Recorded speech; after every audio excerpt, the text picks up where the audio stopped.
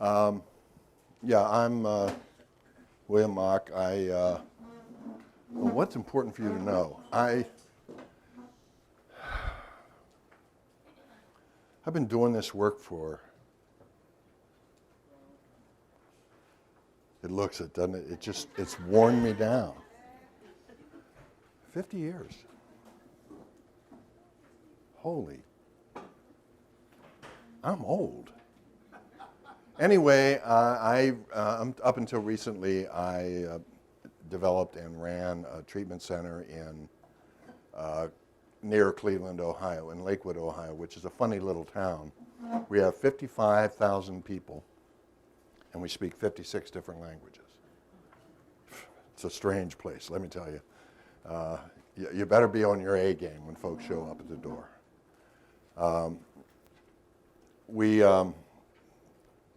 We organized around chemical dependency.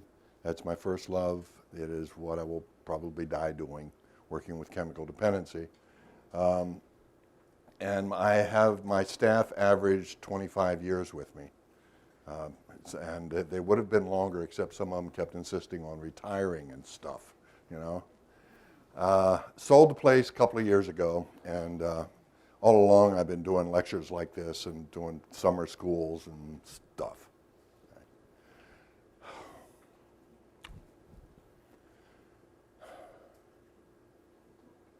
I have the most beautiful granddaughter in the world. No shame in having the second most beautiful granddaughter in the world. No shame. I've been married this year 49 years. And what's interesting to me, I got to tell you this, I've been doing marital and family counseling, especially around chemical dependency issues, for at least 40 of my 50 years in the field. And at no time ever, not once, did any of my clients ask me if I was married, if I had any kind of a relationship, even with a dog or something, but did not. And here I am pontificating about relationships. Right? But never, ever has anybody ever asked me that. Ever. I don't know. I don't know why that is. Of course, nobody's ever asked me what my passing score was on my psych exam either, so that's you know, I don't know. I don't know if being married 49 years is just a sign of perseverance or skill. I'm not sure what. However, I prefer to think it's skill. And so one of the things we're going to talk about today is love, lust, and limerence. And I understand from my friend that people came mostly to find out what limerence meant. So, did you find it? Well, I hope you got the right one, because there's several definitions. We'll work with mine today. All right. Okay. This the slideshow. We're going to pass a lot of slides up, but this is because this is the 4-day workshop I do in some of the summer schools where I work. So if you see things passing by in a blur, it's intentional. Probably. All right. Are there any questions before we get started on the presentation so far? Okay, here's the deal. We got few enough people in this room that at any point, if you have a question or you want to challenge me or you have a criticism or a witticism or a funny little story you'd like to tell, just jump in there, okay?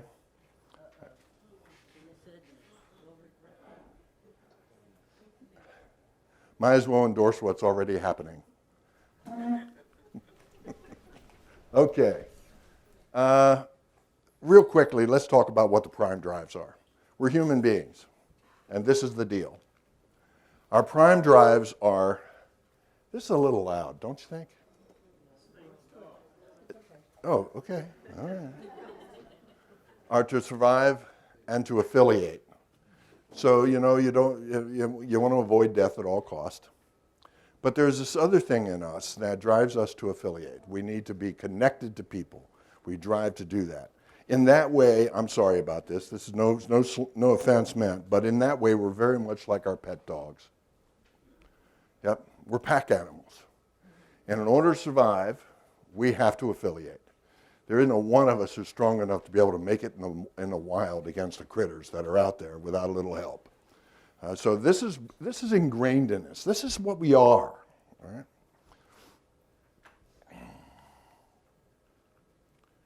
They're necessary for survival of the individual and of the species. Right now I'm feeling like being very professorial. Are you feeling it? We have a fear of death, and we have a fear of being alone. And the truth is, here's a deal you need to know about this. Each of us has that fear, but not in equal parts.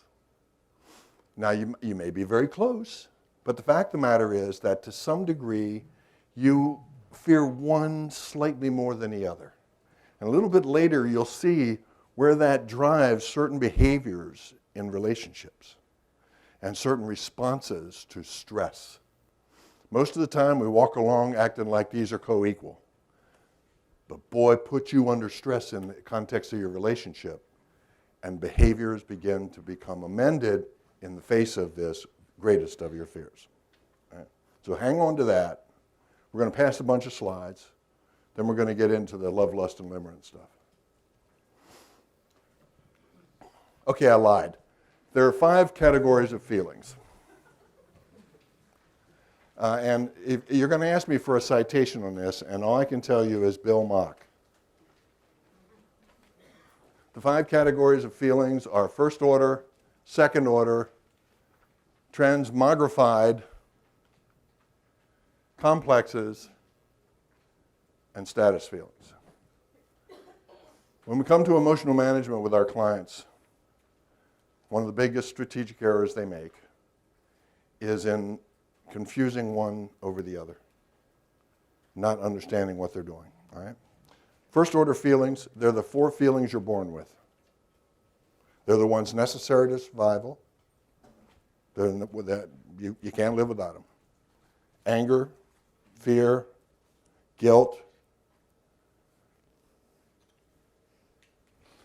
I must be getting old. I can't remember the 4th one. What is the 4th one? It's on one of those. What is it? Sadness. Thank you very much.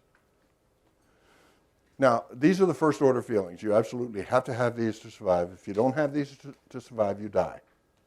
I'll give you an example. Evel Knievel had a fear deficit. And look what it got him. Thank God for modern medicine, or he would not have survived. Okay, fair enough. That's just one example. There are many more, but we don't have time. Oh, back to it. Second order feelings look like first order feelings, but they break one of the first order feeling rules. The first order feeling rules are they happen in the here and now, they're immediate, they have a reasonable object, and they contribute to survival. They help us to thrive. Let me give you an example. Sadness. Remember sadness? It's appropriate to be sad. As a society, as a culture, as a group, as a pack, if you will, we have to have sadness in the face of loss of someone who's dear to us and so forth. But if you break one of the sadness rules, one of the first order rules, what do you get? If the feeling isn't immediate, if it doesn't have survival value, and it looks like sadness, what do we call it? Depression. Yeah. Anger is a good one, too. If you break the anger rules, if it's not immediate, how many of us help people to do work on unresolved anger from our past? Yeah. What do we call that? Resentments. Yeah. There's lots of words for anger, by the way, and most of them are words that describe second order anger. A lot of our work is to get people to stop doing that second order stuff and become more immediate, more in the here and now, more first order. Yes? Right. Okay. You don't have to agree with me. I'm going to move on anyway because I don't have time here. Transmogrified feelings. Calvin and Hobbes was one of my favorite cartoons, and I didn't know that a transmogrifier described something. You know, I thought they made the word up, but it actually means to transform from one state to another, usually in a grotesque way. So when you transmogrify a feeling, from one feeling to another, it becomes unhelpful and usually self-damaging. The classic examples from my Freudian days would be things like taking anger and turning it inward and turning it into depression. So if you're not allowed to be angry, what do you do with it? Well, it becomes... Or taking guilt, which is a really useful first-order feeling. You know, you shouldn't ought to do some things. You should ought to feel bad about it when you do bad things, right? That's how we affiliate. Right? Well, suppose the unreasonable object is a person. Suppose it's you. We call that shame. And think of all the books that have been published about doing shame work and helping people to overcome shame and to realize that they didn't cause a problem, they are the problem. Right? We're trying to, yes? Do you make a distinction between shame and toxic shame? No. Okay. No, I don't. And I understand that there's a common use of the word shame that doesn't fall into this purview. There's lots of ways that we use feelings words that aren't really very helpful. You know, you do not love salami. I hope. Wait a minute. Take it back. I don't know that, but no, there's just some, we're going to talk about a restricted use of the words. And I understand, I'm a good Catholic boy, so I understand the concept of shame as used in my religious background, but I'm not talking about that here. Well, next time maybe, if I'm invited back. Complexes. Now, when I teach people, we do, one of the classes we do in our psychoeducation classes for patients is about feelings. And when we tell them about the first order feelings, everybody wants love to be in that one, in that group, but it's not. It's not. And one of the first strategic errors that people make about love is thinking that it's a first order feeling. It is not. It is so much more. It is a complex. And complexes require the use of all of the tools that God gave you. Doing, feeling, thinking, committing. Doesn't take anything to do anger. You got this, and it does it, boy, that's good. You can direct it and stuff, but the reality is you gotta love. It's a verb. And you gotta commit to doing it, and you have to do it with the whole person. It's a total person kind of deal. There aren't many complexes. Those of you who, you know, you'll remember when you went to school around grief, the lesson on grief. Did that not require the total person? I don't care which model you looked at. Every model of grief calls for total person. You have to do some things. You have to think some stuff. You're going to be bargaining. You're going to be feeling. Do the whole gizmo. And if you don't do one of them, what happens? You got it. You have unresolved grief. It's not in the here and now. You know, oh boy, it's terrible. But those are complexes. And then, of course, we have status feelings. And one of the status feelings that those of us who work in chemical dependency are so used to talking about is serenity. What the heck is serenity? How do you do serenity? I mean, you can do some things that help you achieve serenity. I mean, you can do the yoga thing, you can do the systematic relaxation thing, you can take naps. I like the last one a lot, and I'm liking them more and more every day. But the fact is, if you strive to be serene all the time, that's nuts, isn't it? Try to be happy all the time. Right? Oh, I'm so happy. There's something wrong with that person. You know that, right? Right? They're digging a hole too deep. We need to be working on this. Something's wrong. You cannot be happy all the time. That's a state that you achieve. And if you weren't unhappy part of the time, now I'm getting into the Oriental thing, you know, the yin and yang. If you weren't unhappy some of the time, how the hell would you know you were ever happy? And isn't it true that there's this kind of notion that I think I turned it off, that part of what addiction is all about is people erroneously trying to get back to some happy place and stay there?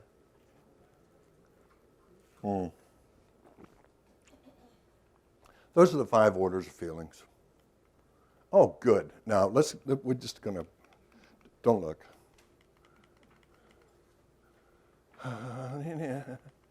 Fear. Oh, I got to show you the picture. And people, you know, here's the thing about first order feelings. People say, oh, you know what? They're bad. Oh, sadness is bad. Fear is bad. Guilt is bad. But don't spend the rest of your life trying to avoid them. Most of you spend part of your life seeking them. She paid for that. And I'll bet she goes back on it. Stephen King is an enormously rich man. You don't read it to be thrilled. You read it to be scared, don't you? Yeah. I love that picture. I don't know where I found it, but God love her. And then, of course, there's anger. I had a cross between a Chihuahua and another breed. I don't remember what it was. And he'd get that look on his face. Usually when I gave him the wrong food. And then, of course, there's sadness and guilt.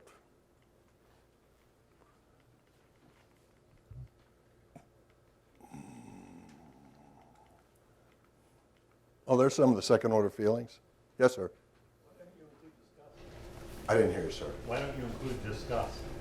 Disgust. Disgust, like, you know, the visceral feeling you get when you eat something that's poisonous and keeps you alive. Disgust. I don't know. I'd think about it. It might be a second order feeling, but I'd think about it. You disgust me. It seems like a complex, maybe even. I'm disgusted. I feel bad. This afternoon, let you and I have a long talk about that, and we'll find a place to put it.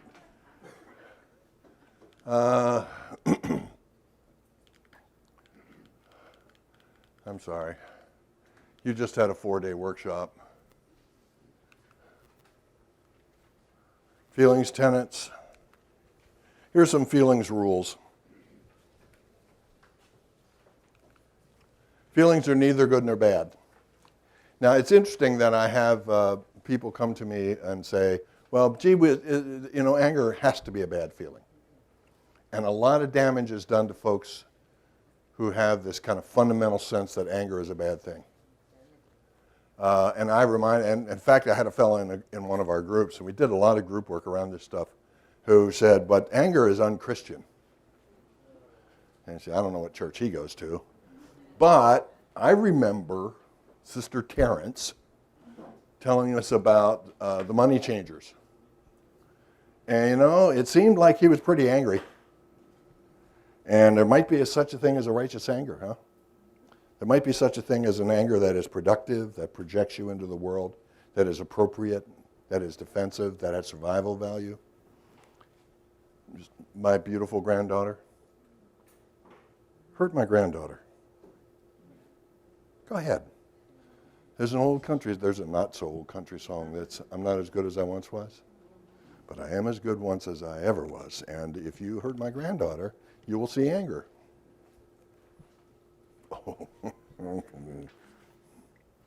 Feelings, tenets, they don't just happen to you. Feelings don't happen to you. You don't get run down by a feeling. You don't get overwhelmed by a feeling like those poor people in Houston are going to get overwhelmed by a feeling. Rain and wind and craziness.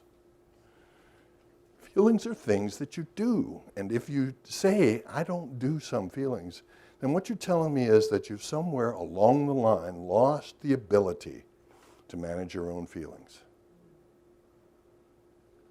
And maybe we need to do some work on learn how to be more proactive with your feelings, right? Another rule, by the way, and remember this when we talk about love. No one can make you do a feeling. I remember the song, "You Made Me Love You, I Didn't Want to Do It, I Didn't Want to Do It." You know, it's a pretty song, but if you stop and read the words, it's kind of weird. Wow, what did you use? Mind control, a little hypnotism, or drugs? What happened?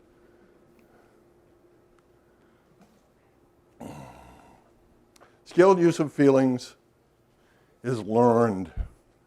And we all learned it in those places where we learned other things about living a wholesome, adult, reasonable, responsible life, didn't we? I can't tell you the number of times that family members, and I'm from a huge family, tell me, "I just saw your father." Yeah. Because I do it, a lot of things, the way he did those things. I do feelings in many instances the way he did. There's some other times when I'm not so happy about it. Whoop. Feelings are an essential part of self. That's it. You can't dismiss them. You can't disown them. It is what you are. It is what you do. And so you might as well do it well.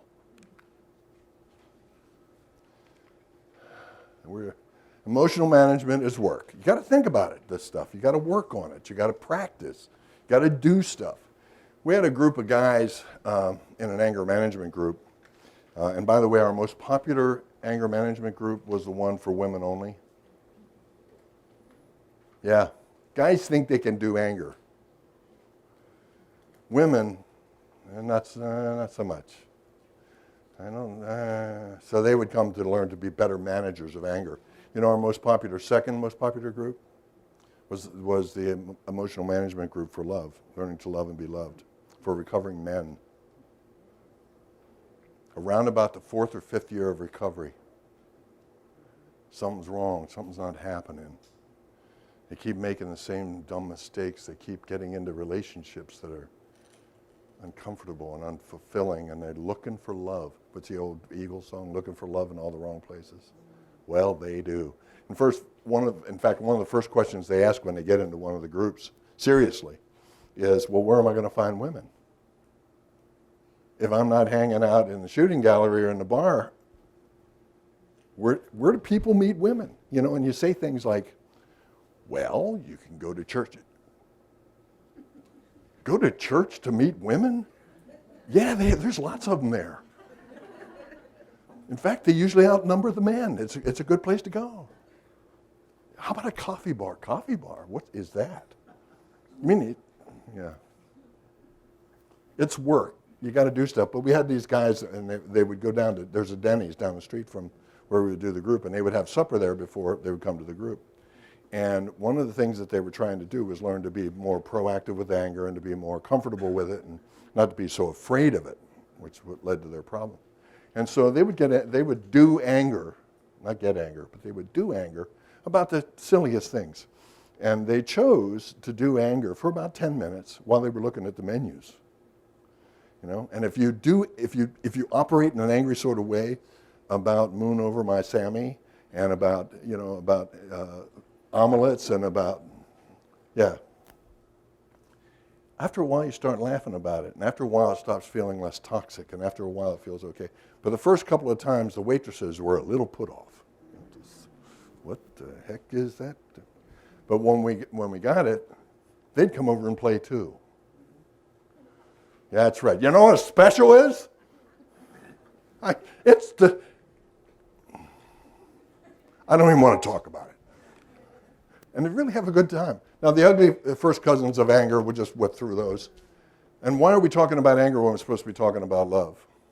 Well, in a minute you'll see a slide that says the most dangerous feelings in the first year of recovery are anxiety and depression, because they tend to be internal triggers for relapse. We have really good research on that, really good research. But later, following that first year, In terms of durable recovery, in terms of building a personal self, the two most dangerous feelings are anger and love. Yeah. They're the ones they report. They're the ones that come in and say, I don't know what I'm doing. I need help. And sometimes they come in with both. How many times have we said in 12-step programs and in treatment programs, no, don't you forget that. No new relationships during the first year. Now, why should that be? Well, you're going to find out in a minute. But something that passes for love happens in that first year. We know how dangerous that is to their ongoing sobriety, right? Well, after that first year is over, now they start looking around and looking for a wholesome kind of connectedness to another human being, somebody they can commit to. And they walk in and they look at me and they admit something to me they wouldn't admit to anybody else in the whole wide world. And that is they don't have a clue. What do normal people do? And here's a piece of advice. If you come from the school of thought that says that you shouldn't give advice, leave the school for a couple of days. They have an absolute reasonable expectation that given the same kind of problem they have, you'd do it better. They have a reasonable expectation that you are, can I use the H word, healthy? So let's not disabuse them of that too early. Right? And they're going to say, and they ask you 100 different ways, what's normal? Why don't you give them a target? Isn't there something within the range of normal? I mean, we certainly know how to define abnormal, don't we? We have whole books that start with a D that describe what not normal is. Right? So why can't we say, when they say, is that normal? I am not reluctant to say, oh no, that's not normal. No, stop doing that. I feel like a comedy routine. Just stop it. Okay, those are all the anger things, and its ugly cousins, and one day we'll do an anger workshop here, maybe, if they bring me back. But love is, what is love? It is a commitment in action. This is a good definition. When people come to me and say, well, love is lost. Love is lost. Like somehow I left it on the park bench and I was feeding the squirrels and I just left it. I don't know what happened. Or we fell out of love. This is a rule I have in my office. You may not use that phrase. If you use that phrase, I will throw my coffee at you. Do not say, we fell out of love. First of all, I'm a fan of physics. You can fall into something, but because of gravity, you can't fall back out. Try it sometime. That's true of love. What they mean is, they fell out of whatever it was that felt like love. They fell out of it. Right? The other saying that they're not allowed to use is, well, I really still love that person, but I'm not in love with that person. That comes the coffee. What you mean is that you're not being very loving. What you mean is that you're not doing what you need to do. What you mean is you probably didn't know you're supposed to. Right? Ooh, the ability to remain emotionally connected while keeping your expectations and assumptions at or near zero. I love this definition. I love this. I got this one from the people in New Rochelle. The ability to remain emotionally connected while keeping your expectations and assumptions at or near zero. Now, what is the expectation and assumption game? I know what you're thinking. I know what you're thinking. Is that an assumption or what? Don't we teach people check your assumptions? Why do we do that? Well, because healthy relationships don't guess. Right? And then don't do stuff on the basis of that guess. Right? Why are you doing that? Well, I thought you're not? No, actually it's just gas. But thanks for doing that anyway. Right? What are expectations? Well, and what is this? Why does it do that?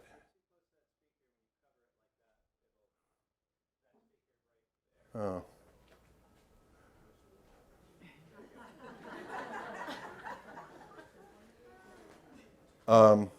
Where was it? Oh, yes. What are expectations? Expectations are needs that I have that I've decided only you can fill. And further, I'm not going to tell you about it. Oh boy, see, I hear a lot of, oh yeah. Right. And how do you know that's going on? Because people say things like, why didn't you tell me, honey? If you loved me, I shouldn't have to tell you. How am I? Men are especially, would you just tell me? I'll do it. I promise, whatever it is. It can't be that hard. Yeah, but it won't be the same if I have to tell you. I love the line, I want you to want to do the dishes. I want you to want to do it without me having to tell you. And that's the look they get on their face. I'm hearing this. What is it? Right? That's expectations. And what are the assumptions? Assumptions are best guesses I'm making about your motives. If you loved me, see, they're setting up the assumption. If you loved me, I shouldn't have to tell you to do that. And because you must have known that I wanted you to do that, and you didn't, must mean you don't love me. Holy but. Assumptions and expectations. Get them down. We have lots of games that we teach couples to play where they can learn how to do this assumption and expectation stuff more better. Or at all. And then it is the joining of two differentiated individuals. Not an enmeshment of two hearts beating as one. Well, that's a very romantic notion. Don't ever have that. Because if somebody has a heart attack, then everybody dies. We can't have that. No enmeshment. We bring two sets of strengths together into a partnership. And now there's a multiplication of that strength. Once you enmesh two people, or have them disconnect from each other, you don't have an interplay between those strengths anymore. Yeah. So people are allowed not only to be different, but we're going to celebrate those differences.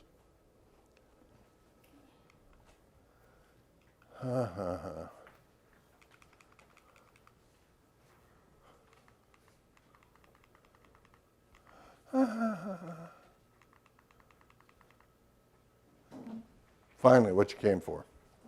The 3 L's. If there is ever a point of confusion that is damaging for my clients around one of the feelings, especially one of the complexes, it's that what is love, right? And most of my clients have some notion that one of the other L's is love, and that gets them into trouble. Right? So let's start with the first one. Oops, love, lust, limerence. Now, when you Googled this, you might have found this had an E here. It doesn't matter. It's spelled both ways. Even the developer of the notion of limerence spelled it both ways. I thought you were going to talk about limericks. She's saying we're going to do limericks like word games. The love life of a camel. There once was a hermit named Dave. No, we're not going to do those, but So disappointed. but I could. We could go on forever. Being deeply loved by someone gives you strength. This, by the way, is an old Chinese saying. Being loved by someone, deeply by someone, gives you strength, while loving someone gives you courage. And them old people there, them old Chinese folks, they understood that it was a doing thing. Right? Accepting love, being open to love, responding to love. That's a doing thing.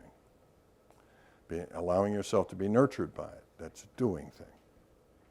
Loving is a doing thing. Now, I'm not talking about codependency here, where I'm allowing myself to be driven by someone else's needs or pathology or whatever. I'm talking about doing something for somebody else because it makes me feel good. Yeah. I cannot tell you, I mean, all these years, 50 years later, I'm married to my wife. I can't tell you what that good feeling is. But it's good. Boy. And I don't know how to pronounce that Chinese name. Lao Tzu. Thank you. Say it again. Lao Tzu. Thank you. Everybody get that? Love, lust, and limerence. Oh, God, I'm sorry. The most dangerous feelings for recovering people in early recovery are anxiety and depression.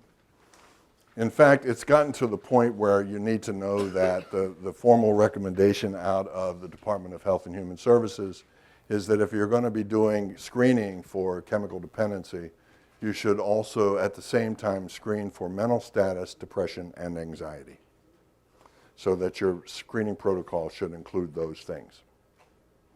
That's not just a suggestion. If you do certain things like DOD, DOT, and other types of assessments for the government, they will want to see those elements of your assessment.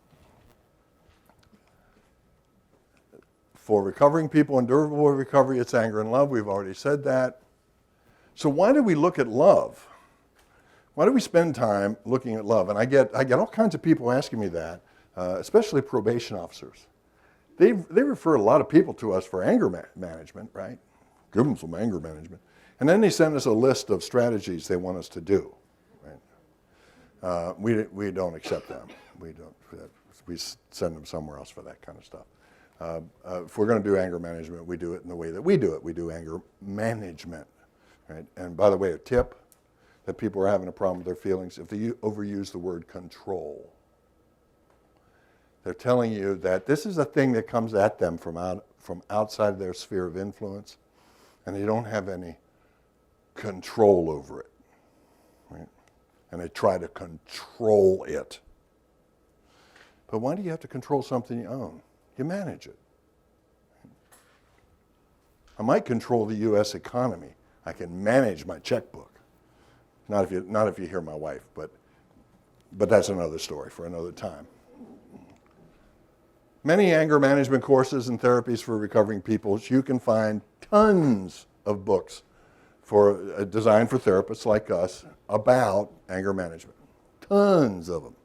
You can find lots of books about love, but they usually have to do with heaving breasts and Heathcliff on a horse and riding in the rainstorm back for the, There are not so many love management courses and therapies for recovering people. And in fact, you will be able to get, this is one of the measures. You can get insurance companies to pay for anger management courses for recovering people. Send in a love management claim. See what happens. Ain't going to happen. And yet, the inability to love effectively and to be loved can be as damaging and oftentimes more damaging than problems with your anger management. No question about it. Each feeling, love and anger, when out of control, leads to equal amounts of misery. And our clients confuse the 3 L's when looking for loving relationships. We get guys in the love group saying, well, I ain't getting any. Well, that's an S word, friend. That's something else. No. But, okay. Let's start with lust. That's a good graphic, and I like that. So what is lust? Well, it's a noun. It's an intense sexual desire or appetite.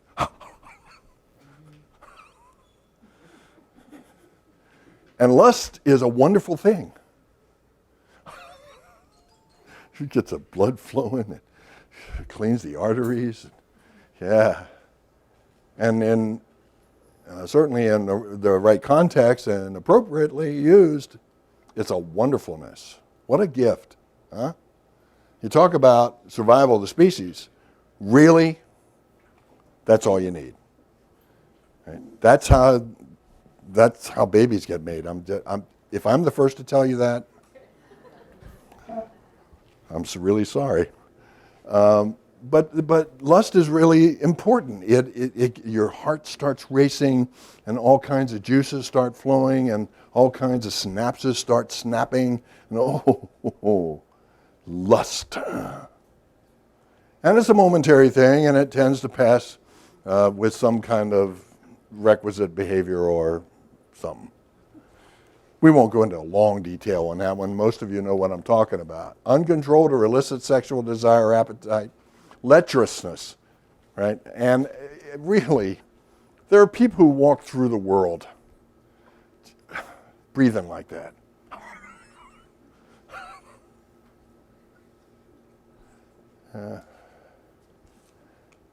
There are people who strive for that as a postgraduate course. It is a passionate or overmastering desire or craving, usually followed by something like, right? And there was the movie that Kirk Douglas played in, Lust for Life. It's a really, it is an ardent enthusiasm, a zest, a relish. And then there's an obsolete form. It is a pleasure or delight, a desire, an inclination, or a wish. But lust is a pretty easy thing to do. You know, we've got it's the biology of it all. It happens all the time. And yeah, we have people who have moments of lust when they're in treatment, and they go out and they look to fulfill that lust. That's right. That's right. Sometimes with cheap, meaningless sex, sometimes with what they think is love. That's where they think somehow that excitement, that whole set of rituals around fulfilling my lust is somehow love. And I don't know about you. I mean, I got a few years on me. Before you talk about minimizing, I got a few years on me, but boy, you can't make that go all the time. Maybe you can when you're real young, but no. There comes a time when you just need a rest, you know? You need to back off a little bit, have a little time contemplating, maybe working in the garden or something.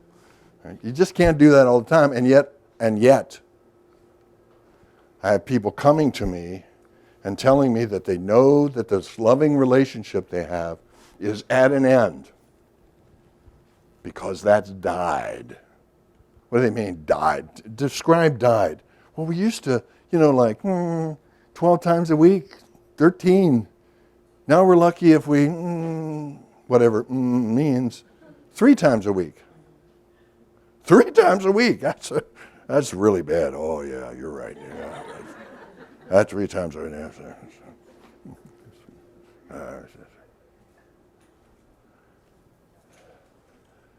Well, what else do you have going for yourselves? Well, I'm not sure. Yes, ma'am. I would add a number 6 to that. A number 6? That I use a lot in my counseling, and that's the word chemistry. Chemistry. It's almost like an automatic thing that happens, and they think when the chemistry dies down, there's nothing left. When the chemistry dies, there's nothing left. But if the chemistry develops into full commitment and trust, then that's something else. See, now, chemistry is another coffee word. Yeah, don't give me that chemistry crap. Madame Curie didn't wait for radium to discover itself. Hey, that is a really good metaphor. Somebody write that down. So what is limerence?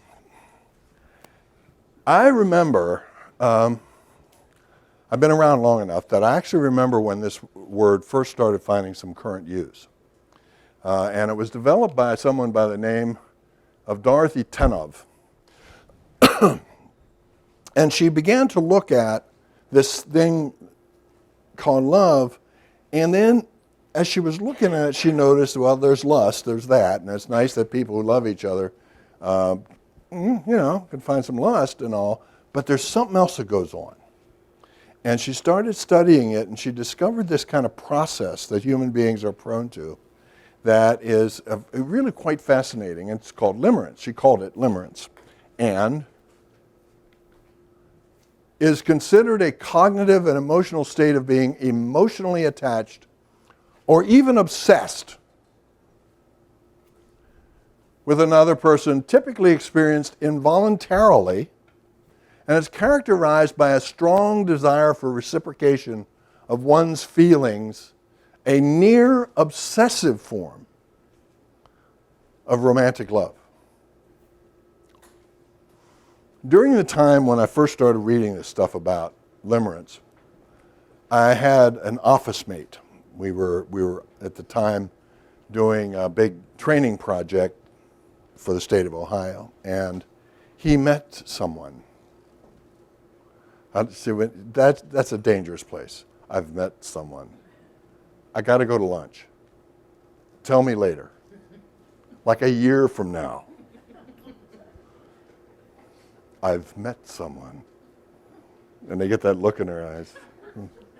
Oh boy. And he talked about her all the time. If I wanted to talk about space travel, somehow that related to her. I don't know. He would make it work. He would write her name down every place in his office cubicle. It was like wallpaper. And he would change the last name so to his last name, start a little projecting there.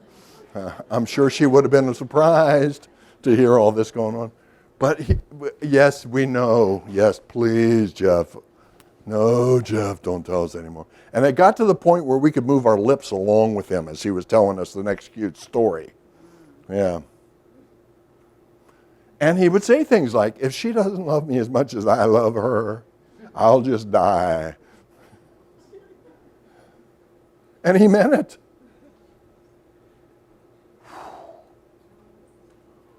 Wow. Jeff, chill. Nope. He was entranced. He was enthralled. Now, you know what? We've all been there, haven't we? Oh, God, isn't that a wonderful thing? Rule number one about limerence, it's love at first sight.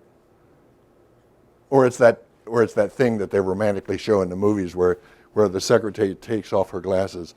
My God, Mrs. Jones, you're gorgeous. Yes, I think I love you. Right. The rule is, the first bout of limerence you get with an individual is free. It just happens. Right? But between you and me, it just happens once. If I want it back, I got to work for it. Yeah. You can have it back, but you got to do some work. And you got to do the right kinds of things. Not sitting back and playing the assumption and expectation game that the person is somehow responsible for making you jazzed again. And for God's sakes, don't say, I still love her, but I'm not in love. So what are the mental... Now remember, it's all aspects of doing. Limerence is physical. Boy, we can hook you up to remote sensing devices, and I can prove to you that limerence is physical. It's physical, it's mental, it's emotional, it's behavioral, it's nuts. And it's a wonderful crazy, isn't it? Yes, sir. Do you have any thoughts on what kind of events or relationships or predispositions make a person be especially vulnerable to limerence? Vulnerable to limerence. I hope I remain vulnerable to limerence, but there is some research on that. For example, we talk about opposites attracting, but it turns out that that's not really true.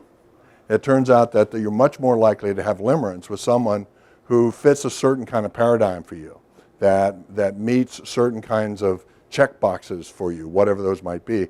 And they tend to differ slightly for individuals, but there's a master list. So it tends to be things like social status, religion, kind of ethical conduct, feelings about, there's 13 of them, about children, about styles of relationships and affective relationships, the affect nature of relationships. There's 13 of them. And yeah, the research is really quite compelling that it's more, the more alike we are, the more likely it is that I'm going to get turned on. It turns out, however, that in terms of love and long-term durable loving relationships, that's not always the case. That, yes, long-term loving relationships tend to do better when people are more similar along those 13 dimensions. But that's not necessary, and we find very powerful relationships that have crucial differences between the individuals, but when it works is when those differences are celebrated. Yeah. But I've seen relationships break up where people will use that difference, whatever that might be, as evidence that the other individual is flawed or broken or evil or unwilling to cooperate or... I've also seen it where there's parts of themselves. It's almost like a collecting parts of ourselves. Yes. And then there's the issues of disowned parts of ourselves Right. that we're mimicking from the other person. The folks like, well, we won't cite the schools, but yes, there is this thing called stealing ego, and where you find somebody else who has a trait, quality, or characteristic that you really have some notion at an unconscious level that you don't have, and that you're going to hook up with that person because somehow, through osmosis, I'll get that. And what's interesting is that doesn't work that way. You know, you got to build your own pile of that stuff, and then you start to resent the other individual for having that trait, quality, or characteristic, while you still don't. Right? A lot of tension going on there, but that's not that. Let's talk about love. Limerence. What are the mental elements? Well, there's intrusive thinking. You're not sick. You're just in love. Well, no, you're just in limerence is what the song should, but it doesn't flow with the music. So.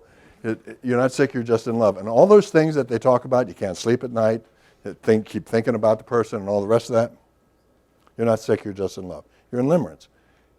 You're driving down the street and all of a sudden this really cute thing they did just pops into your head. Yeah. You're sitting in a meeting, and the guy just said something profound and you're chuckling. What is that? Are you? No, you're not. One more. And then we'll take a break. Obsession. I am obsessed with her.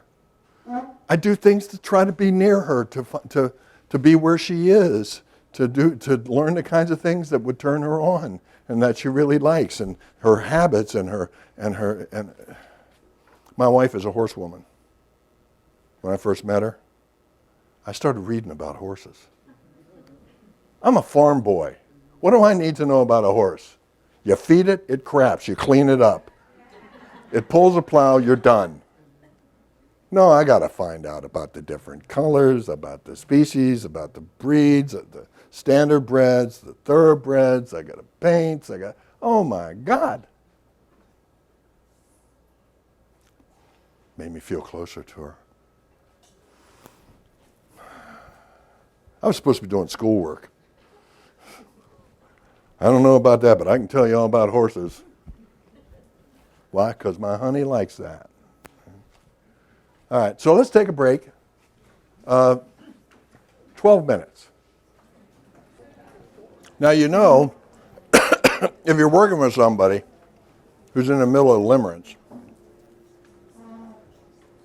it's real easy to tell because their productivity levels go down.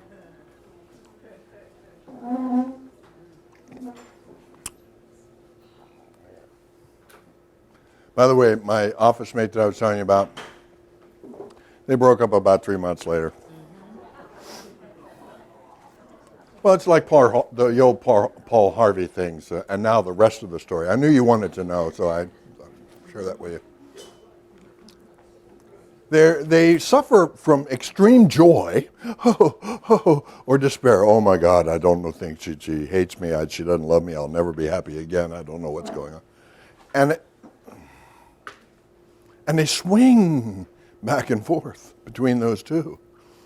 Go out in the hall and do that. Don't stay here and do that.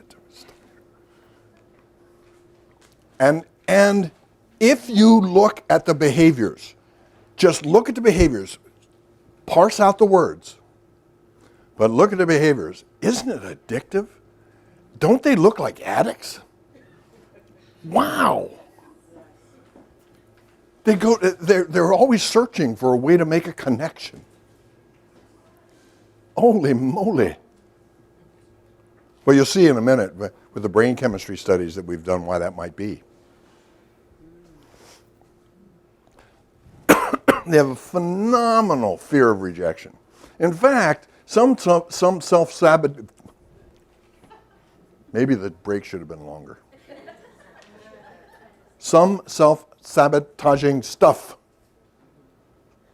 springs from fear of rejection during limerence.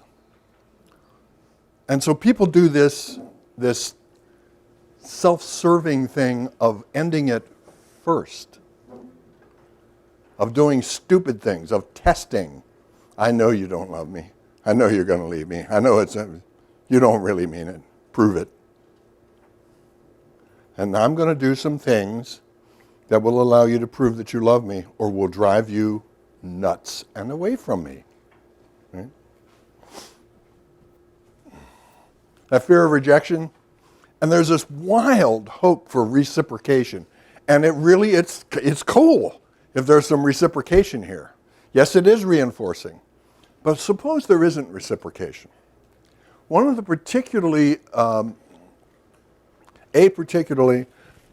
pathological form of limerence is the one where the other individual doesn't even know that they're on the radar. Now, occasionally some of the police procedurals will have one of those people on and they'll do really crazy things because the person that they love secretly loves them and they have these secret signs that go between them and I know they love me or I know they would love me if only they knew I was here. I went to a spa one time. I was an invited guest in the spa and I was doing lectures for the people and this woman sat down with me at one of the tables and I said, so blah, blah, blah, blah, blah, blah. And she said, well, the reason I'm here is so that I can lose weight so that when Josh and I get together, he'll love me. Josh Groban.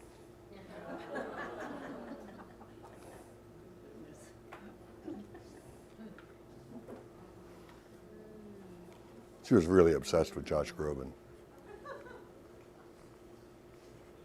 She used to watch the videos of him and see how it was that he behaved and operated that was just perfect for her.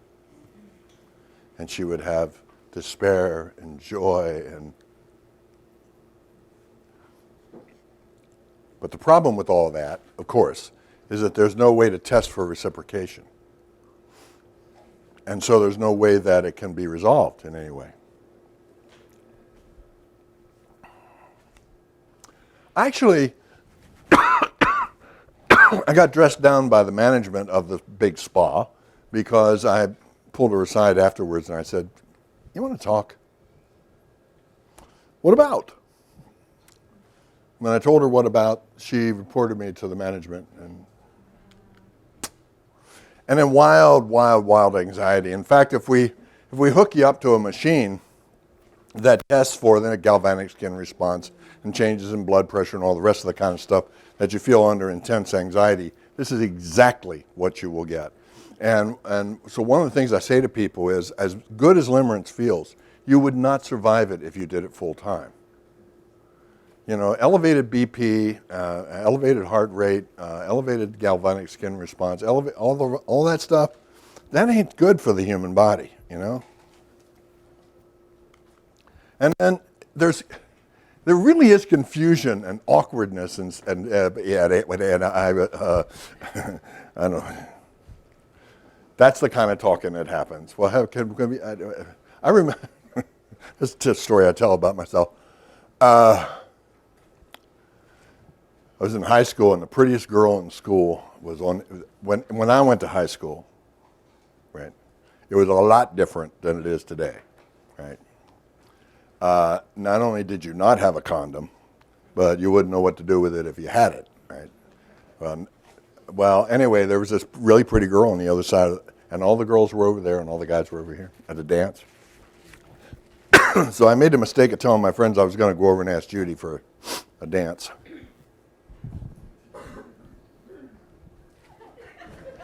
So there I went. She was talking to her buddies, and so I walked up behind her, and I that's how I talk. And she went, turned away from me. I know. Thank you. It still hurts. So I went over, and now what am I going to tell these guys, right? Old Stud Muffin went across the hall there, and he's going to dance with Judy, and I got to explain this. I don't know, I said some stupid thing, and I'll go to my next class reunion, and they'll remind me of it. I found out 20 years later that she was embarrassed because she had wanted me to come over and ask her to dance. And when she did that, oh, I'm so excited, then turned away, I thought it was a rejection, so I left. And then she thought that was a rejection because I thought she was being stupid. Oh. And I went to the 50th class reunion. She's still knockout beautiful. Honest to God. What is... But it was... I was confused. I felt stupid. You talk about awkward. Oh, I was all those things. Most of the time. But really, in those circumstances, it was awful. So what are the physical elements? Well, there actually are heart palpitations. I just got some pepper in the wrong way. I'm sorry. Heart palpitations, and we actually can pick this stuff up on remote sensors. And some of the work that happened in John Gottman's laboratories. He picked some of that stuff up. But Tenov, in some of the follow-up studies to Limerence, actually picked up some of this stuff using remote sensors. Thank you, friend. Appreciate it.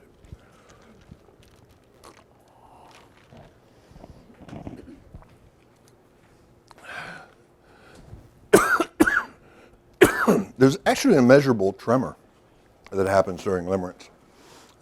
And so, yeah. Well, that's pretty good for an old dude, huh? But if I were in limerence, there'd be a fine motor tremor going on. Yeah, you make me nervous. Actually, there's a pallor.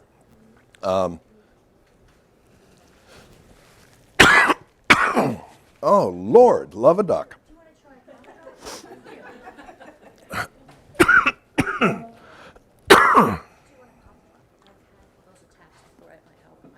Oh, I like that. That's good. Leave those there just in case.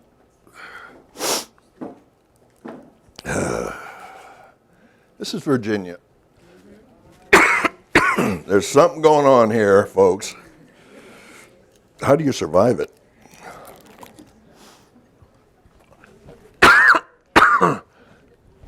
I didn't mean to do all that, but what the hey. There is actually a pallor, and it's because what happens is we're not sure what the function of this is, but there's a drawing of the blood to the core. It's almost like a fight or flight kind of response.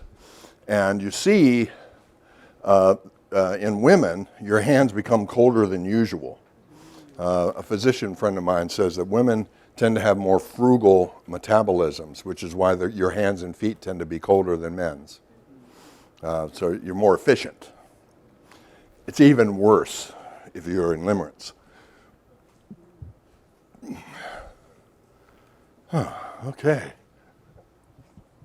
There's also flushing, and it's interesting that the flushing in men and women is similar to the flushing during sex. It's kind of sexy, you know? What can I tell you? There's pupil dilation. By the way, I want to tell you a dirty little secret. Hey, that is good. Who gave me that cough drop? Thank you. It's a really good thing. The pupil dilation, next time you watch a commercial that has a stunningly beautiful woman on it, watch the eyes.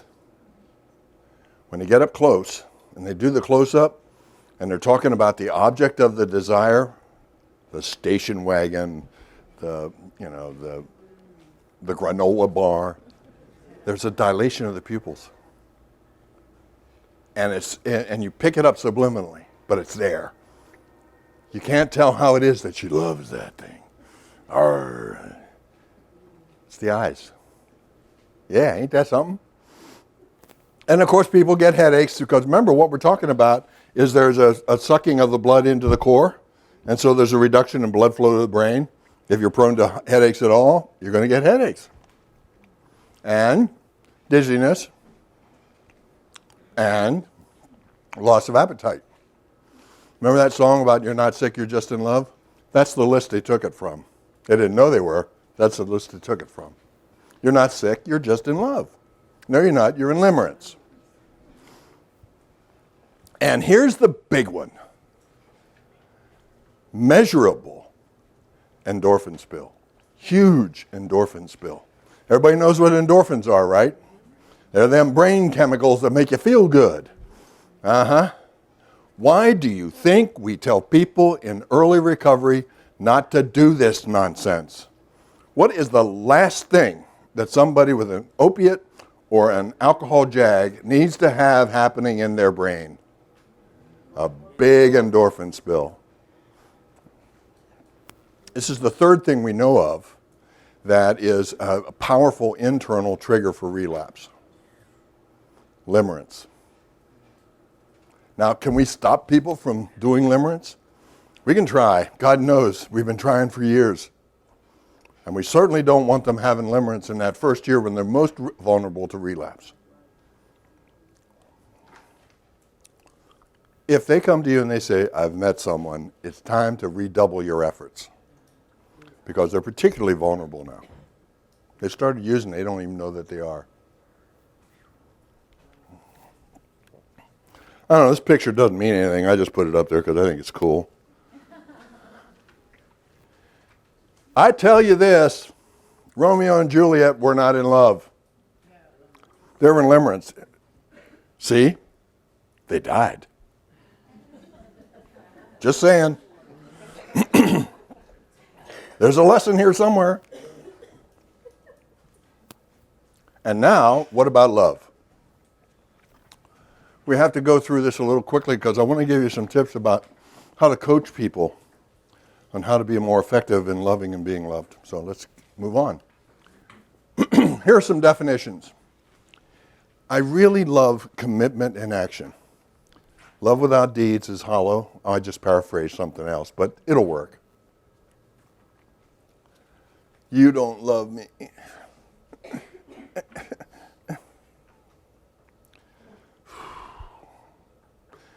John Gottman said that at the core of enduring love, the essential factor is respect. And when I'm feeling particularly unloving towards my wife, it occurs to me that I oftentimes end up being very disrespectful. Well, very disrespectful in terms of our relationship, but yeah. I don't call her names or... But the fact of the matter is, one of the most respectable human beings I know was and remains my wife. And every day I do something to acknowledge that. She's cool. It's a bit of a pain in the butt sometimes, but she's cool. It is the respectful ability to remain connected while keeping your expectations and assumptions low. I like this one. It's something that we do. There's a really great song that's sung by Clint Black.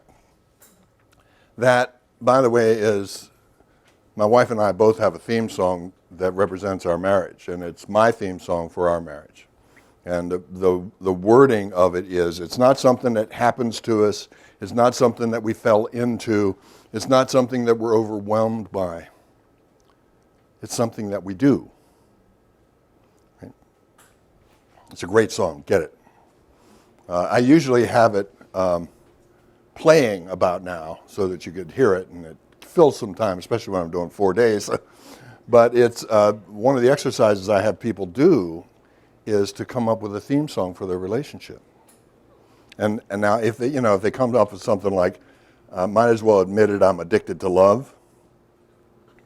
Is that not the theme song for people in Limerence? Yeah.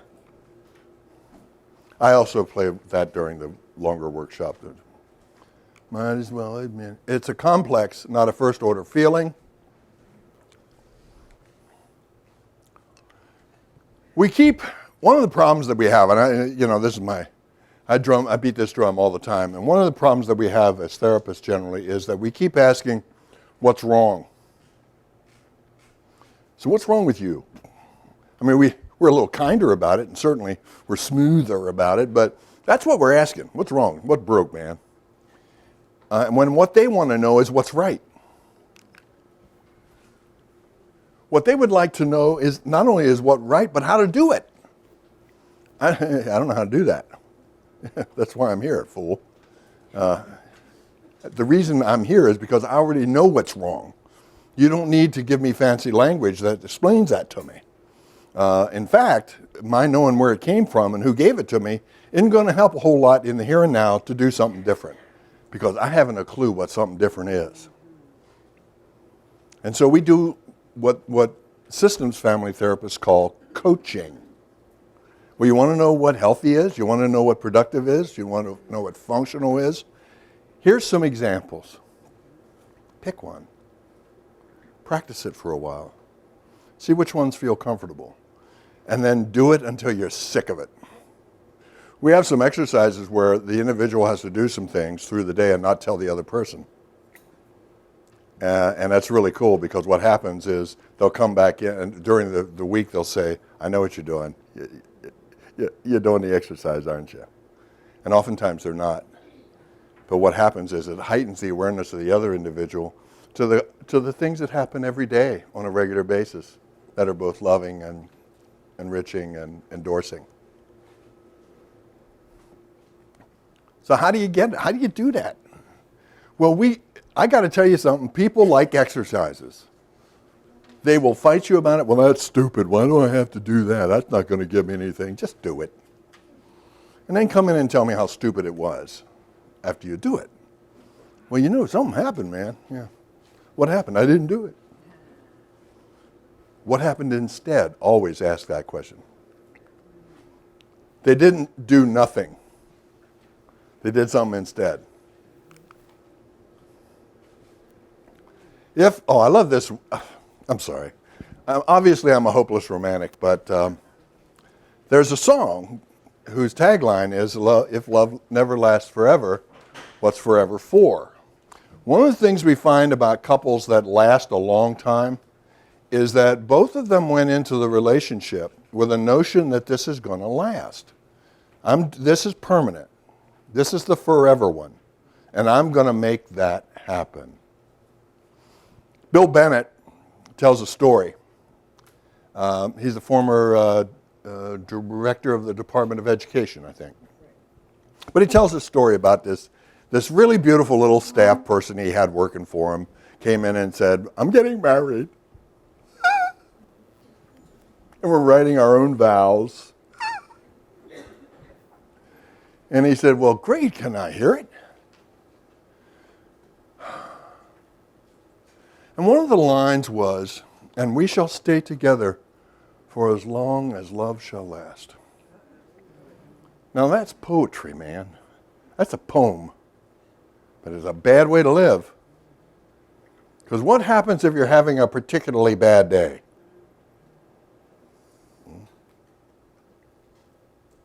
So he got the list of the registry of gifts to give her for, so what he gave her was paper plates and plastic forks. Because it was his sense that she wasn't seeing this as a permanent arrangement.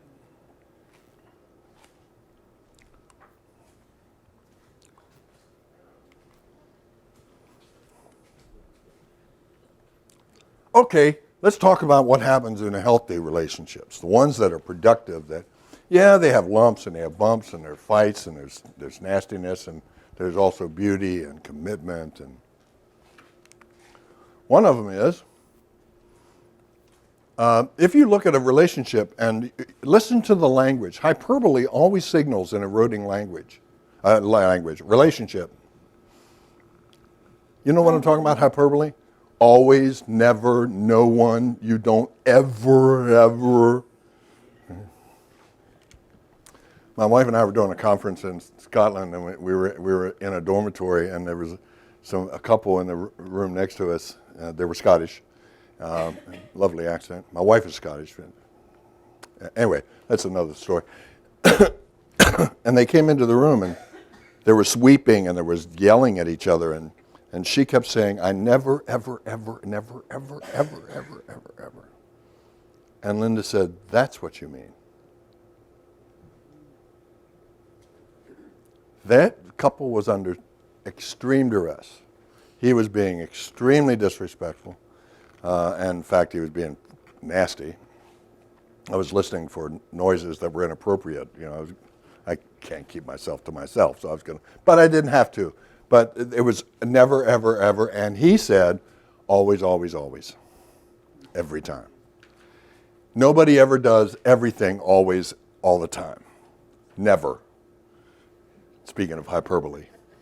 That's just not the way things work. But it gets to the point where that becomes the sticking point in the toxicity of the relationship. I'm going to find something that you do all the time, every time, that drives me crazy.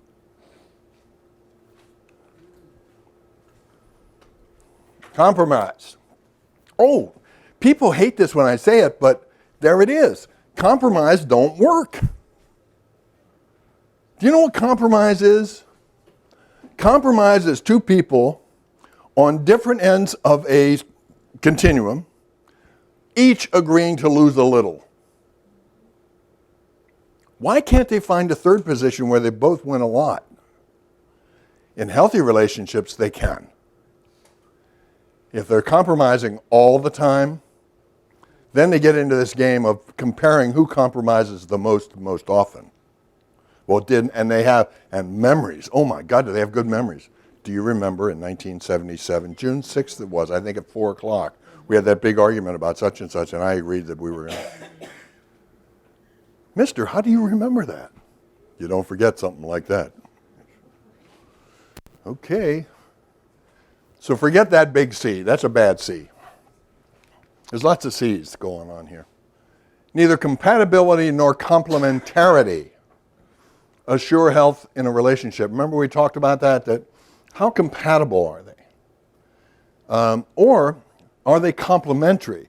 Do you have all these other things that I don't have and I bring these things to the relationship? Well, this isn't a merger of a multinational. This is a commitment of two people to form a relationship that is more powerful in projecting themselves into the world than one of them alone. Yes, sir. Yeah. Before, I've been married, my wife and I have been married 37 years. Congratulations.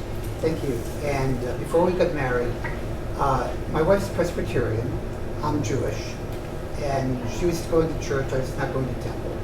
And we knew we wanted to have kids, so before we got married, I suggested this to my wife, and basically the idea was we should both give the kids to be what we have. They'll go to church with you, I'll give them Jewish culture and tradition, and we will never renegotiate this. Because I don't want the kids to to be caught in a perceived conflict between their parents. And my wife said, okay. And that's been our blueprint for 37 years. Works. And it worked out beautifully. So you just made my point. Yes. You didn't have to do an either or, No. where one of you had to Both lose. hands. How about those? And then the kids learn that we're all, what is it the Muslims say? We're people of the book? Yeah. See, I'm not just a pretty face. I know things. Okay, next. Oh, the important C is commitment. And one of the questions that we always ask with a couple that comes in is, follow me on this. If fixing this issue that we've just identified requires 100% of a human effort to fix it, what percent of that 100% would you be willing to put into it? How about you? Add them up. Now, if you're not good at math, keep the calculator handy. But 36 and 36 is still 72. Whatever number they give you, it's a good number. If they give you a number under 100%, you say, you know what, that's higher than I expected it to be. You both seem to be suffering a lot from this relationship and from this issue. But that's a lot of energy you can bring to it. Let's see if we can work on getting that number up. Or if it's over 100%, you say, see, looks like you got all the energy you need to do it. I guess you need some tools. What do you say? And they have to commit. At that point, they have to say, yeah, well, okay. Or they have to tell you the truth. And in some cases, what they've done is they've come into your office to end the relationship, so that they can say to their family and friends, well, we tried, we even went to a counselor. Or they'll come in with one of them being totally committed to making this work, and the other one is committed to leaving. And they're bringing that person in so that they have a counselor to deal. I've actually had them break up in front of me. I hate when they do that. That is so evil. They'll break up and say it's over, and they'll get up and leave.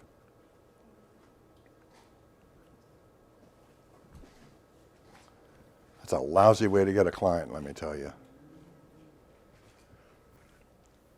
Okay, relationships at work are marked by mutual honor and endorsement of each other's dreams.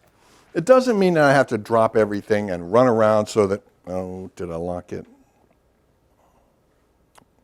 Maybe not.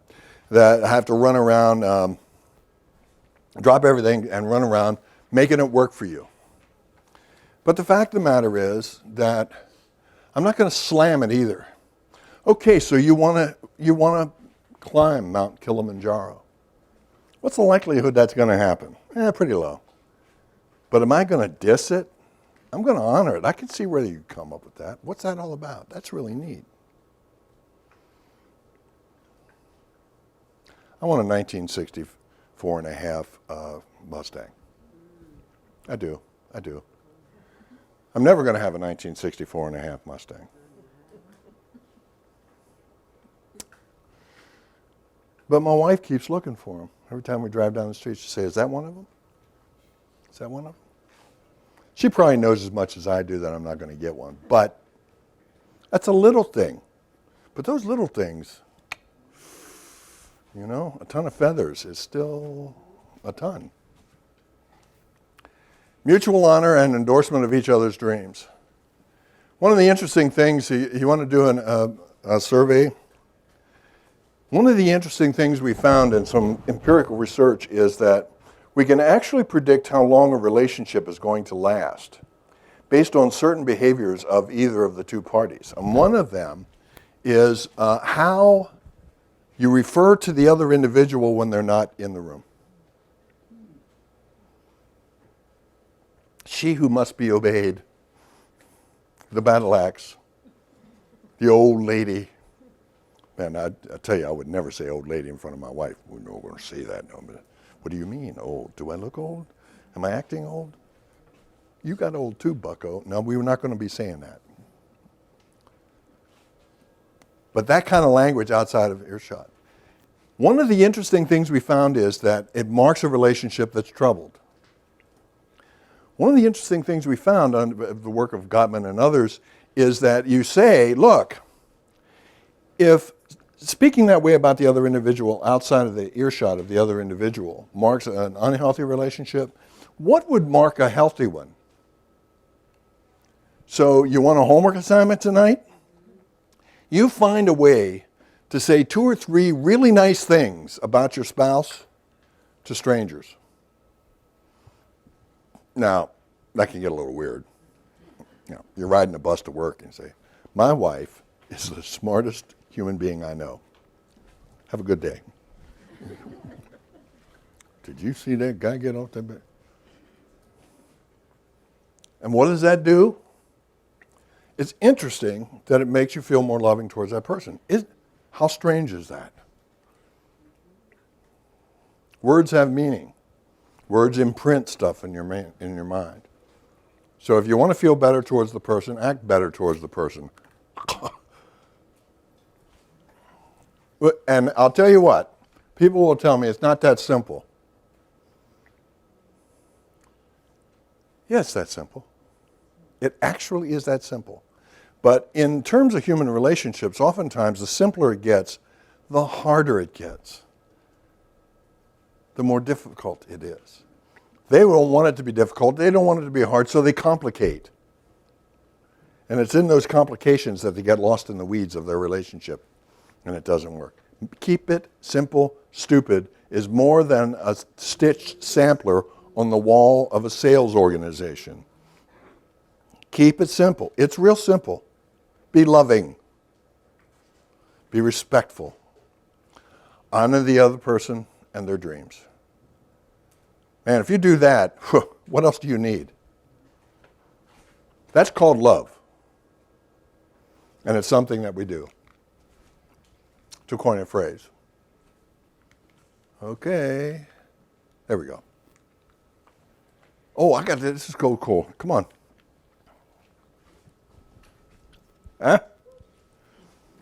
Look at that. That, I forget how old that is. 6,000 years old, something like that.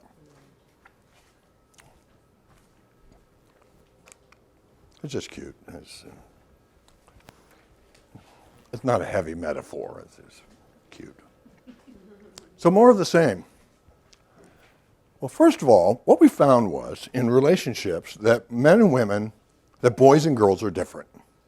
You know, I learned that lesson when I was about 5, but somehow in a weird world, we're trying to act like men and women aren't different. We are very different. And we approach things in the world differently. We project differently. We respond physiologically, intellectually, and so on, differently. It's not big, and I'm not being a misogynist here. It's just that our species has this really beautiful thing where we have this great big set of strengths in one gender and a great big set of strengths in another. And there's some overlap. But as long as we don't try to be like each other or deny our differences, we have all of this for problem solving and projecting ourselves into the world. So boys and girls are different. When there's a problem in a relationship, men flood. I mean, come on, you watch a couple when they're operating and it stress them a little bit. The men will go, what have you, and they try to fix it. They're right, I can't have this. I got to fix this right now. Let's just do this. No. And women will say, you're not listening. You're not listening. No. They want to soothe. Now, let's be calm. Let's think about this. Let's work through this.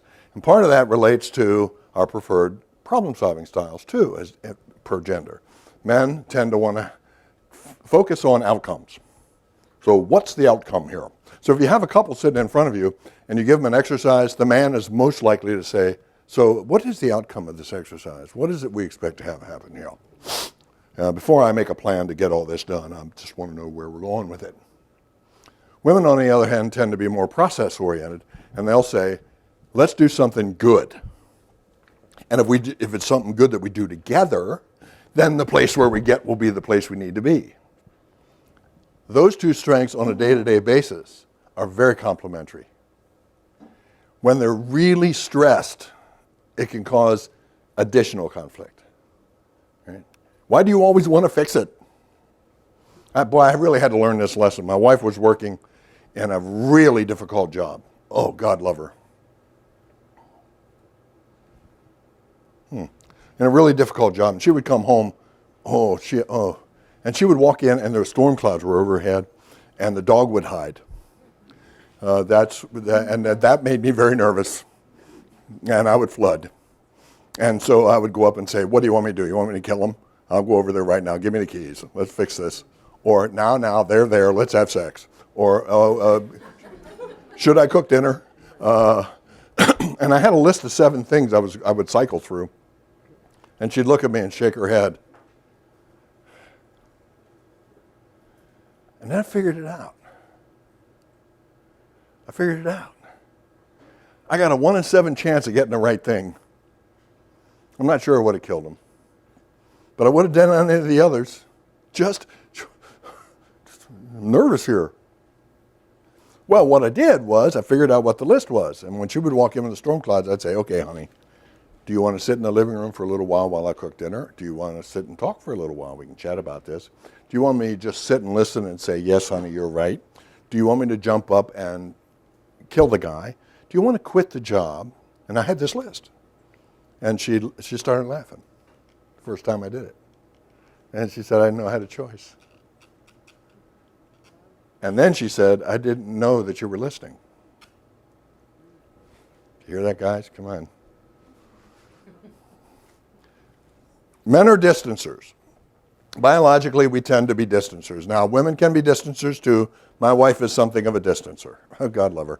And what distancers do is that when we're under intense conflict in our relationship, we tend to back up. We tend to gather data. Well, what do you think? Blah, blah, blah, blah. Wait a minute. I got to think about this. And we go back and we crunch things in our computer and we come up with a conclusion. And we come back and say, now, I've been thinking about it, and I think what we should do is. Now, women are pursuers, and they want to work through this. They're process-oriented, and they want to work through this. And when we come back to them and say, I figured it out, and this is what we're going to do, they sit there and say, hey, wait, bucko, how did you get there? How come you didn't include me in this process? Let's get to work on that, right? So we have some exercises to help get past that. That distance or pursuer thing can sometimes become the focus in a toxic relationship. And they can claim that that's the problem. Well, it's become the problem because they've now fixed on that as the reason they can't fix whatever the problem is. Oftentimes, this is the genesis of the term, we just don't communicate anymore. Give me a nickel for every time I've heard that. I wouldn't be here talking to you.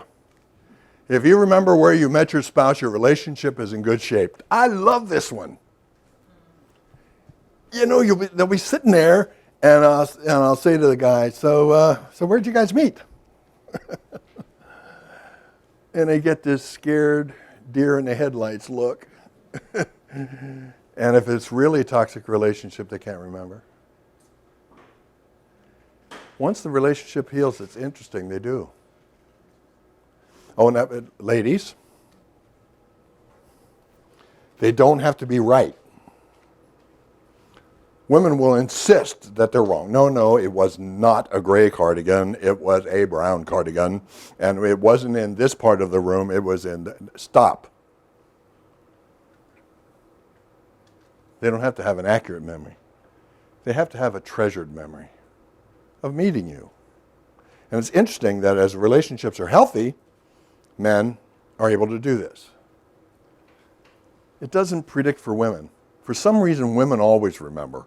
And that may have to do with our wiring.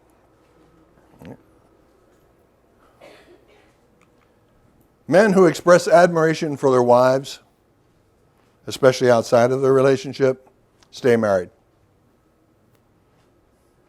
You know, and it doesn't hurt to say it every once in a while to her face. Gosh, aren't you smart?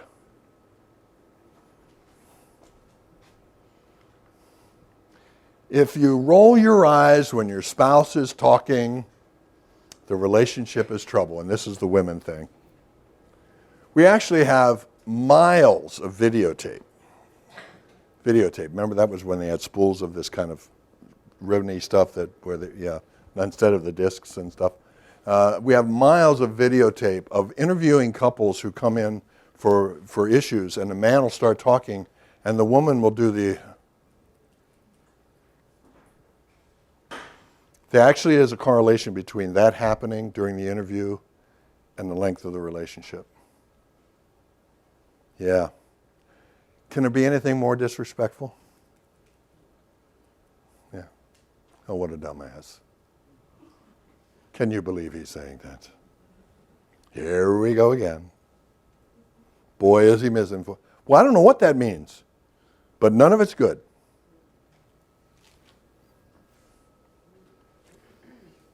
And do I call it? So why'd you roll your eyes? What was the thought behind that? She rolled her eyes? That's why she sits back, fool.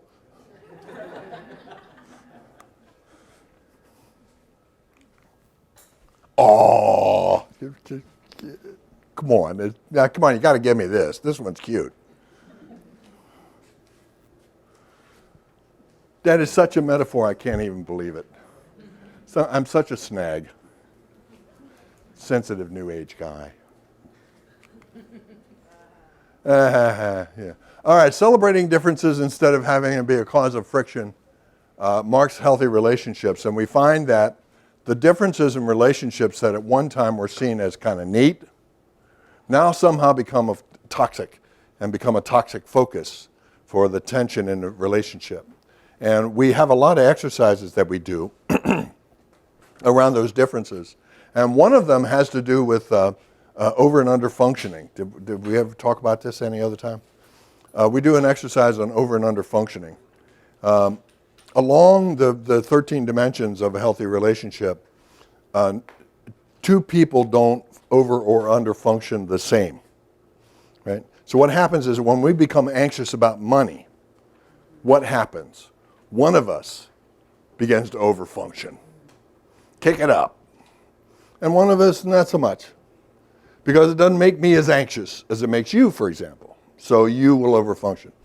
The money one is a good example. But there's things like our social life.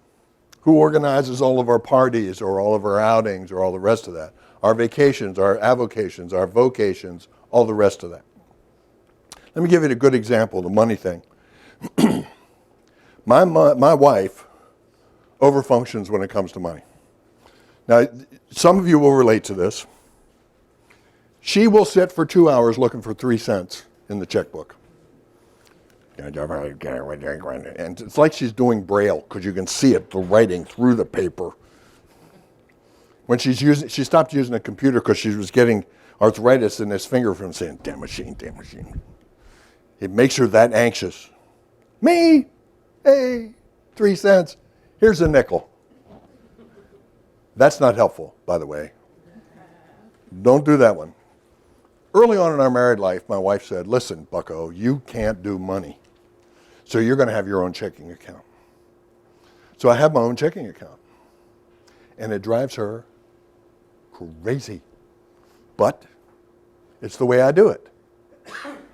Now, some of you are going to cringe when I say this, but I get a checking account. Maybe I got $1,000 in it. Do I write down the checks that I wrote? Nah, don't do that. I kind of know how much is in there. So I've never bounced a check in our married life. My wife has, but I've never have. But what happens is that after about 5 years, I'll go to another bank and open a checking account. And I'll start writing checks out of that. When all the checks clear from the first bank, I take whatever's left and transfer that over to the second bank and close that account. It works. I don't get anxious about money if we don't have money.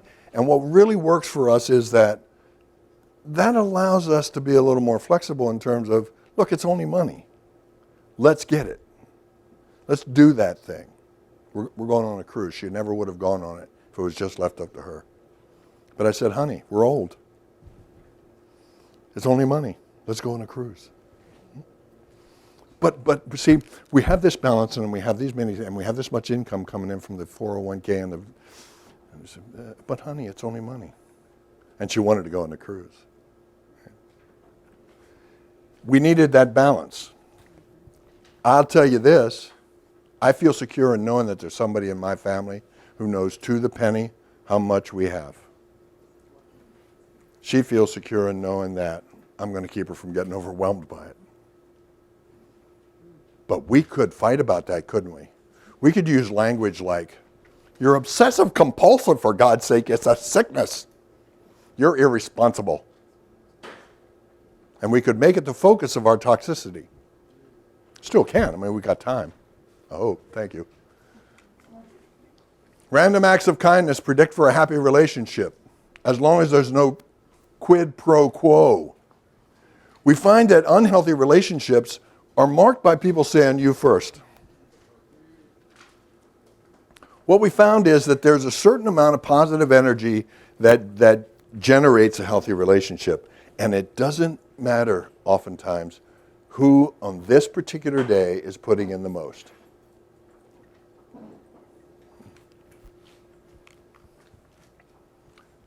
In a healthy relationship, this is the 5-to-1 rule. I love this rule.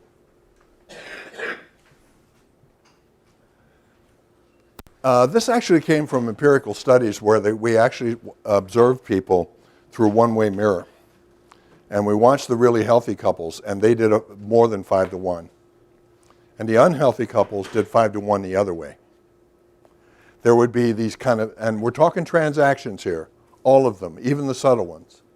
Like you're talking to me and I look away, or I look down, or I sneer, or I snort, or I interrupt, change my body language. All of those, right? When you first meet somebody and you're in Limerence,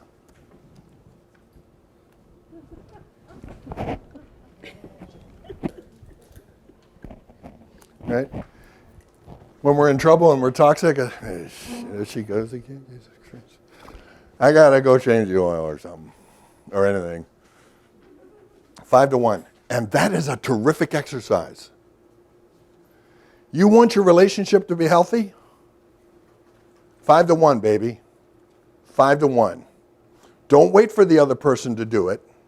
Don't say, no, I'm not, no. It won't be fair if I have to do all the work. Don't wait for that. You want it to be healthy? Go for it. Start adding positives to that. Start raising the number to 5-to-1.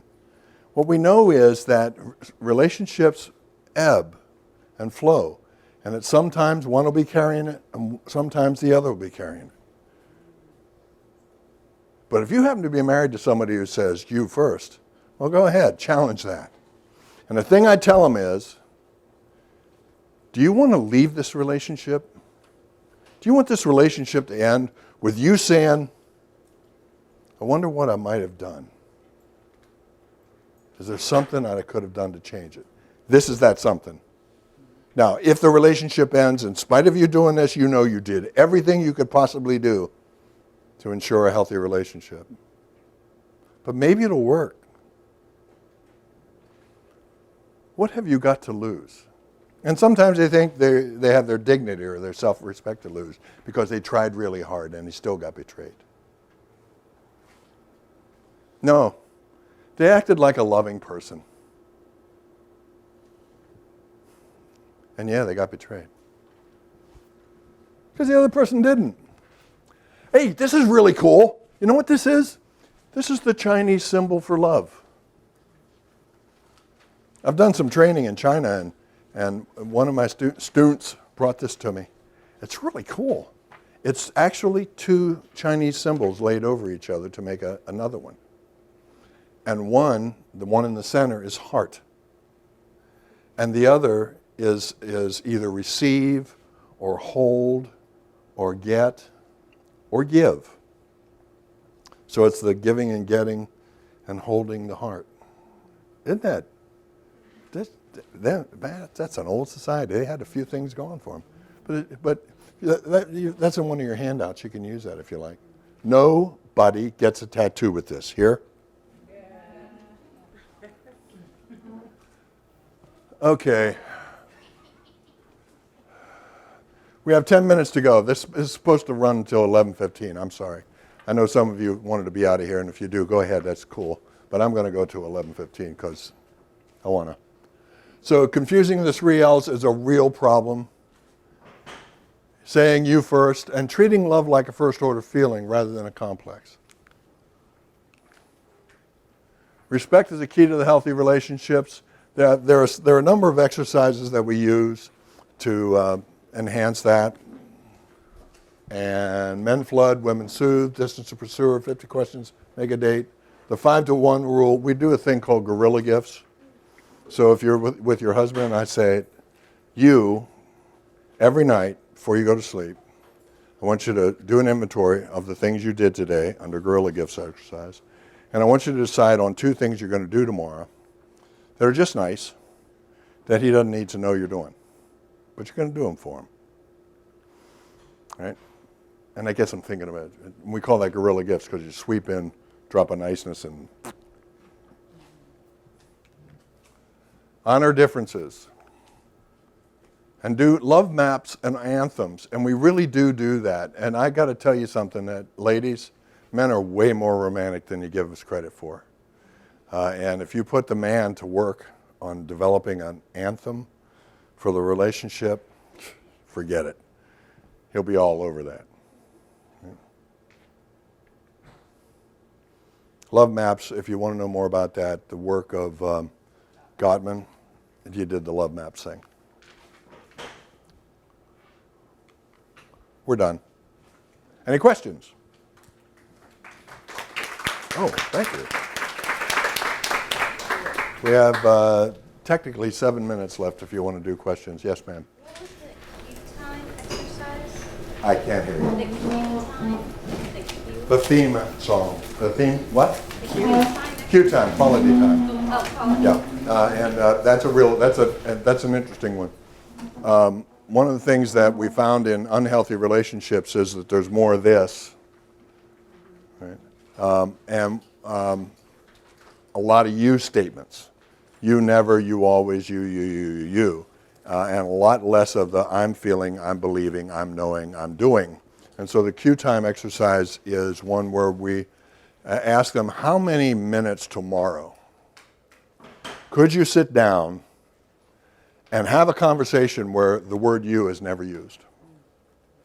Not even sneaky you, like I think you're stupid.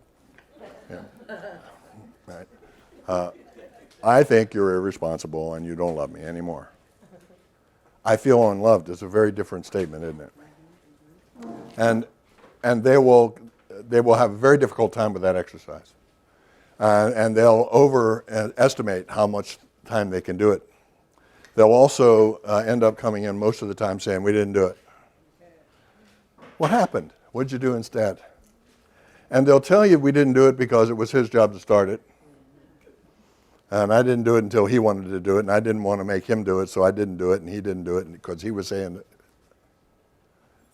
well, now, is that not a template for the woes of this relationship? Yeah. And what did you talk about? And what we find is that even when they're good at doing the I statements, they will carefully avoid 2 or 3 of those 13 things of a healthy relationship. They'll carefully avoid 2 of those, maybe 3. And those are the toxic issues in the relationship. Huh?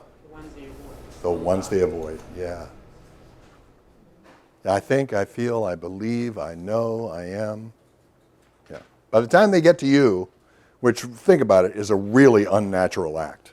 I'm going to come and sit in front of a stranger and tell them or have them discover my deficiencies. Well, you got to be really desperate to do that, don't you? Right. Yes, sir. Is there a book for clients about love and limerence and relationships that you can recommend? There are several. Tenov's work is excellent around the limerence issue.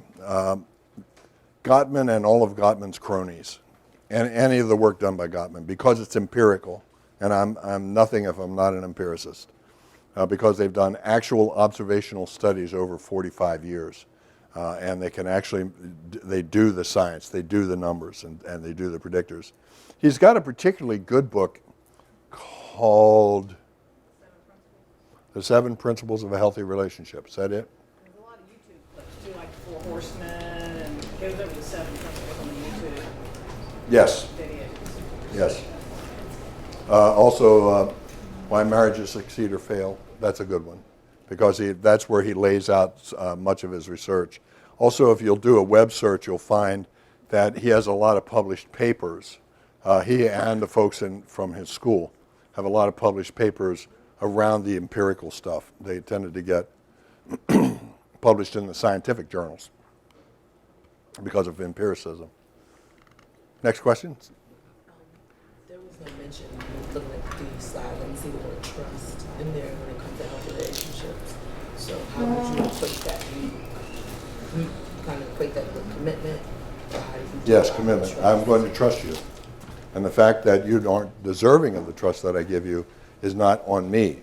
It's on you. And that's what happens with people being not trusting. That somehow if I trust you and you're not worthy of that trust, that's my problem. Well, we help them to reframe that. The trust really is a gift that we give. And we can't always be sure that people are deserving of the gifts that we give. But it doesn't mean that we aren't deserving of giving them. And so I'm going to trust you, and if you screw me over, it means you're a bad person, not me. Yeah, we work a lot on that. And in fact, that comes up a lot in the relationship groups that we run. We were up to 12 relationship groups a week in our facility, including 2 additional ones beyond that. They were psychoeducation groups on how to have a happy relationship. And by the way, for those of you who are running your own practices, that psychoeducation group, very popular, cash. Insurance company oftentimes won't pay for it. Yeah, but it's a cash business, and what we do, ready for this, is we charge, we say, I want you to come to the group, and we're going to charge you this fee, and you can bring as many people as you want. And they will bring people. They'll bring sisters, brothers, spouses, depending on, actually we do one on drugs and alcohol, and we actually had somebody bring their dealer. But it's a great case finding. Great case finding. 1 minute. I use the Gotten in the 6 Magic Hours as well. Yeah. Any others? Can we go now? Yeah. All right. Bye. Bye.